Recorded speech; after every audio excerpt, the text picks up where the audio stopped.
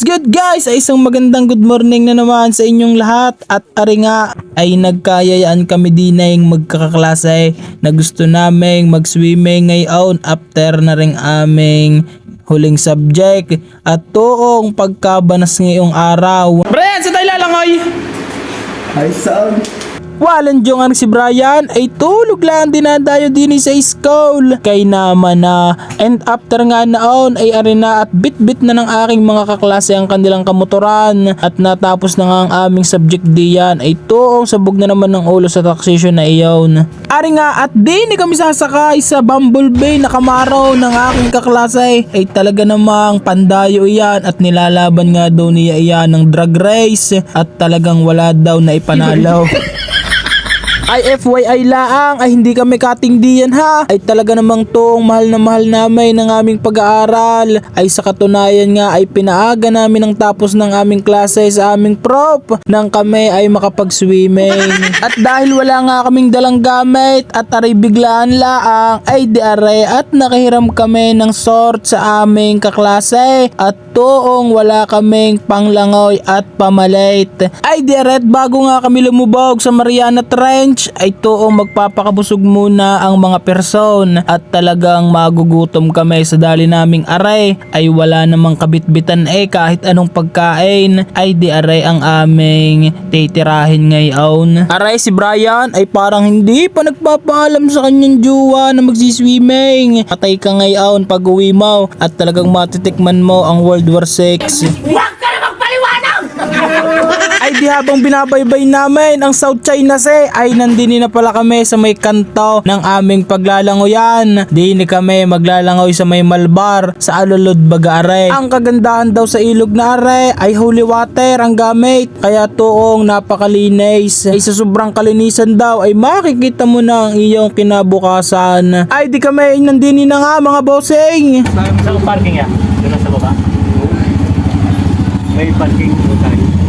May parking. Ang binayaran nga pala namin daon ay 30 peso sa parking tapos 10 piso daon sa unang gate at pagkababa nga daw diyan ay magbabayad ulit na 10 piso. Ay ano ga aray at parang wala naman akong nakikitang ilog at puro gubatan ang nakikita ko at may mga abandonado pa nga diyan ng mga bahay. Ay walang jaw parang di ko kaya ata dinay kapag ako lang mag-isa. Saan? Mataas pa? Pababa.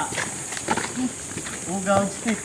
Pero may hagdan naman dyan. Ay inam, ay ang pagkalayo pala ng Lacarindine bago makarating daon sa ibaba. Walang yung lusong na iyan ay talaga namang pag ikay nagkamali ng iyon lakad ay doon ka napupulutin sa may lipa.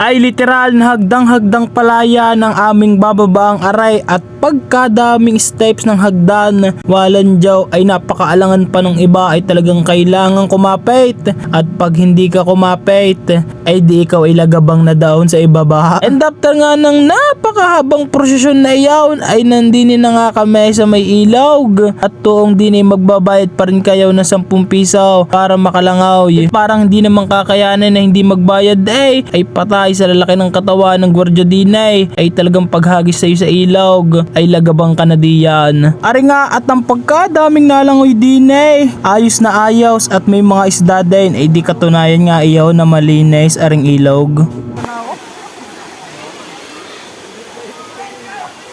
Ay kanya-kanya namang hubo pagkakakita ng ilog at toong langoy na mga person ko ano ga iyan.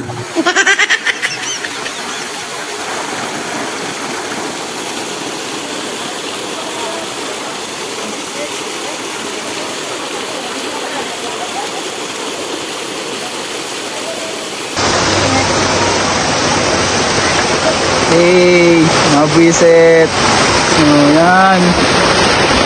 ay ari na ang bangungot at tuong babalik na kami. Aray ang napakahirap at tuong napakatarik ng aming aakyatin aray. Talaga namang gimbal na kita mo ka naman iyan. Talagang sablay ka diyan ng kaunti talagang may kalalagyan. At sa pagkakataong iyan nga ay talagang tuong hapong-hapo na kami. Ay talaga namang napakatarik ng aming inaakyat na aray. Ay parang nawalan lang ng kwenta yung aming inilangoy na iyawn. At talagang pawis na pawis at banas na banas din kami pagkaakyat namin na aray. Ay siya, hanggang sa susunod na lang ulit na video mga bossing. Thank you!